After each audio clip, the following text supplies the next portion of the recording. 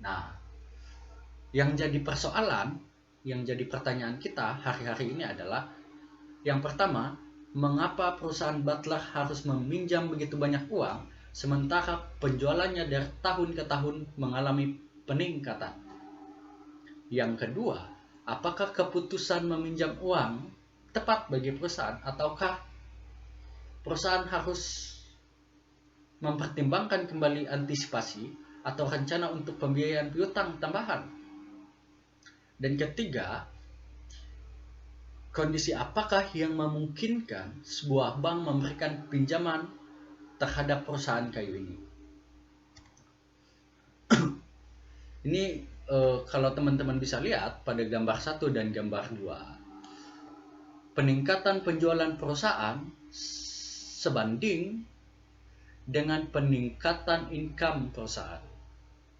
Tetapi jika kita bandingkan dengan tabel yang kedua atau gambar yang kedua ini, ternyata uang cash justru mengalami penurunan dari tahun ke tahun.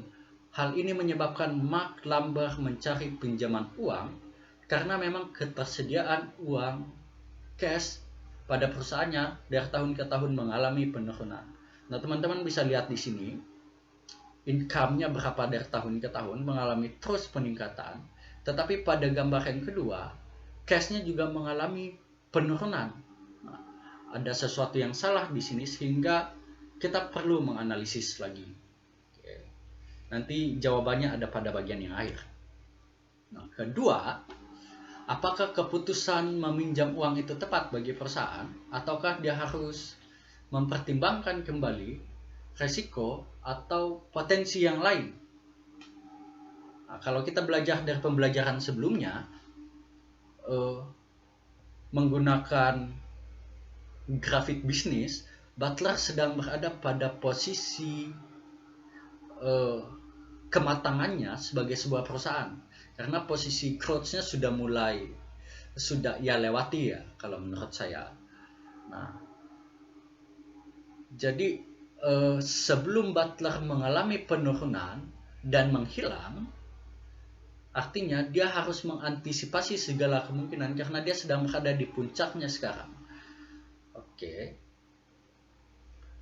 Dia harus memikirkan inovasi apa yang memungkinkan perusahaannya bisa tetap bertahan, ataukah dia harus beralih membangun perusahaan yang lain supaya ia tetap bisa bertahan di pasar saham. Karena menurut teori ini, ketika perusahaan sudah mencapai tingkat kematangannya, dia hanya punya dua pilihan: dia menurun, mengalami penurunan, atau dia mencari peluang yang baru ataupun melakukan inovasi terhadap perusahaannya agar ia tetap mampu bertahan di pasar persaingan. Karena pada posisi ini, potensi saingan baru itu pasti muncul, potensi-potensi yang lain yang tidak terduga juga bisa terjadi pada fase ini. Nah, selanjutnya adalah kondisi apa yang memungkinkan sebuah bank memberikan pinjaman kepada perusahaan kayu ini. Bagiku, melihat pertumbuhan Butler hari ini, dia harus memang menerima pinjaman, tetapi pinjaman itu harus digunakan sebagai benar-benar modal usaha kerja untuk memenuhi proyeksi volume penjualan di tahun 1991. Dan pinjaman itu juga harus bisa diusahakan untuk melunasi hutang yang diakibatkan dari pembelian hak kepemilikan dari Henry sebelumnya, karena ini memang membebani perusahaan ini ya. Oke. Selanjutnya, perusahaan ketika memang sudah memperoleh pinjaman, dia harus memikirkan langkah selanjutnya, entah itu bagaimana cara menjual produk, mempertahankan nilai perusahaannya, ataupun dengan meningkatkan inovasi produk, melakukan versifikasi, memunculkan seni yang baru, misalnya keindahan yang baru pada produknya, ataupun memunculkan produk baru atau perusahaan yang baru, agar ketika dia mulai anjlok, dia mampu membangun yang lain ataupun mampu bertahan pada pasar persaingan. Oke, kita tahu bahwa di dalam manajemen perusahaannya Butler pun mengalami kemerosotan di mana banyak ketidakcocokan antara aktivitas investasi dan pendanaan perusahaan Butler, sehingga kurangnya kontrol pada akun piutang yang menyebabkan terus setiap tahun ia mengalami kekurangan cash.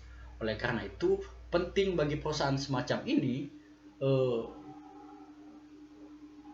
dibantu oleh para ahli, misalnya ahli manajemen, ahli ekonomi, untuk menganalisis segala potensi risiko agar perusahaan ini mampu bertahan pada pasar persaingan.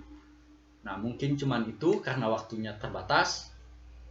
Saya ucapkan terima kasih, kurang dan lebihnya selamat pagi.